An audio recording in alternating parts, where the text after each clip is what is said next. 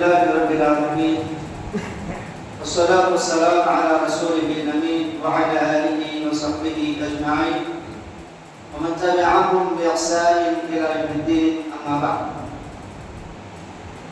صحیح بخاری کی روایت ہے، حضرت عبداللہ بن عباس رضی اللہ تعالی عنہما سے مروی ہے، وہ فرماتے ہیں كان آخر قول إبراهيم حين ألقي في النار قال حسبي الله ونعم الوكيل. اور اسی طرح مزید فرماتے ہیں کہ جنگ احد کے موقع پر جب مومنوں سے صحابہ کرام سے کہا گیا الذين قال لهم الناس إن الناس قد جمعوا لكم فاخشوهم فزادهم إيمانا وقالوا حسبنا الله ونعم الوكيل. جب لوگوں نے کہا صحابہ کرام سے مومنوں سے کہ دیکھو قریش کے لوگ تمہارے خلاف جنگ کا سامان تیار کر چکے ہیں، لہذا تم ان سے ڈرو. تو ان کا یہ کہنا مومنوں کے دل میں ایمان میں اضافہ کر دیا. تو انہوں نے کہا حسبنا اللہ ونعم الوکیل، ہمارے لیے اللہ تبارک و تعالیٰ کافی ہے، وہ بہترین کارساز ہے، بہترین بگڑی بنانے والا. وہاں سامعین، یہ چھوٹی سی دعا ہے، چھوٹا سا ذکر ہے، بہت پاورفل دعا ہے.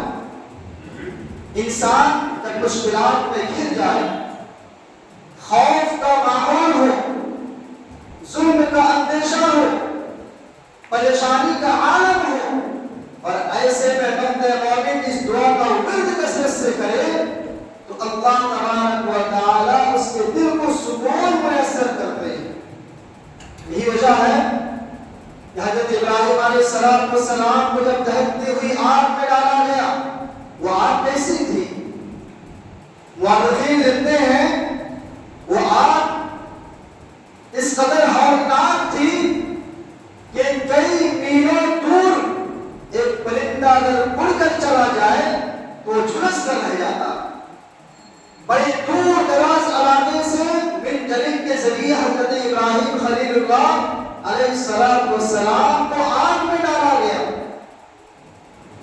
حضرت عبداللہ بن عباس رضی اللہ عنہ کہتے ہیں کہ اس موقع پہ حضرت ابراہیم خلیل اللہ کی زبان پر یہی دعا تھی حسبی اللہ ونعم الوکیل، کہ میرے لیے میرا اللہ کافی ہے، وہ بہترین بگڑی بنانے والا ہے.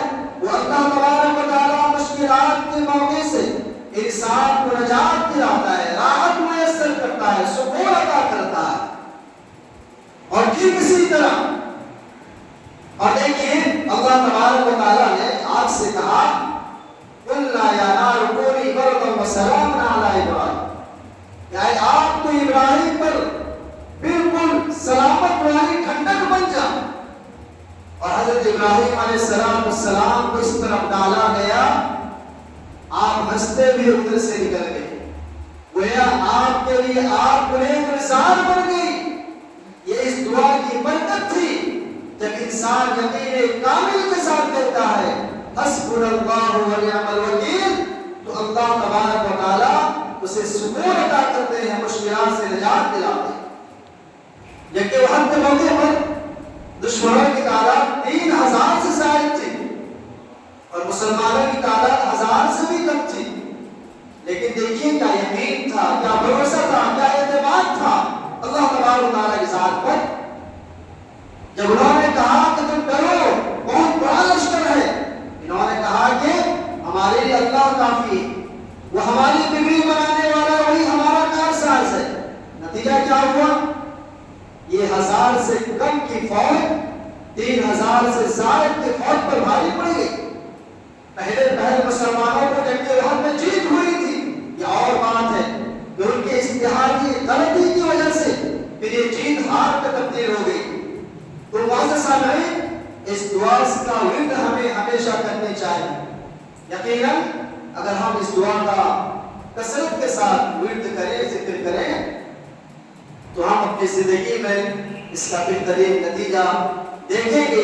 اللہ تبارک و تعالیٰ سے دعا کہ بار الہ ہمیں ایسے دعاؤں کا ایسے ذکر کا کثرت کے ساتھ ورد کرنے کی توفیق عنایت فرمائے۔